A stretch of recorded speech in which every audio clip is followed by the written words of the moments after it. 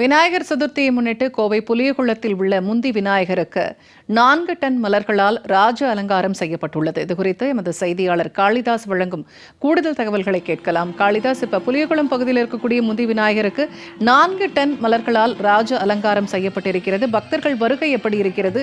என்னென்ன சிறப்பு பூஜைகள் நடைபெறுகிறது? வணக்கம் பூர்ணிமா.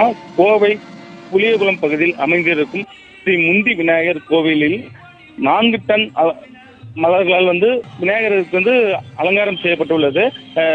விநாயகர் சதுர்த்தியானது நாடு முழுவதும் கொண்டாடப்பட்டு வருகிறது. இந்த வகையில் கோவை மாவட்டத்தில் அமைந்துள்ள ஸ்ரீ புலியகுளம் முந்தி விநாயகர் கோவிலுக்கு இன்று காலை முதலே பக்தர்கள் நீண்ட வரிசையில் நின்று சுவாமி தரிசனம் மேற்கொண்டு வருகின்றனர்.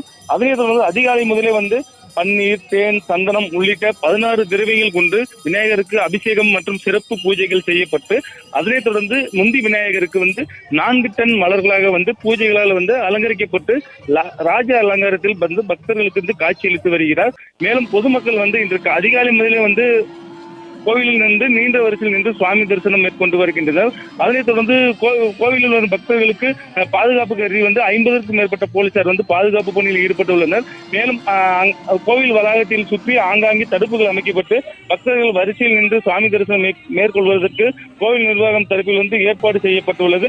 அதனைத் தொடர்ந்து அந்த பகுதியில் போக்குவரத்து மாற்றங்கள் செய்யப்பட்டுள்ளது. பூர்ணிமா, தகவல்களை வழங்கியமைக்க நன்றி காளிதாஸ்.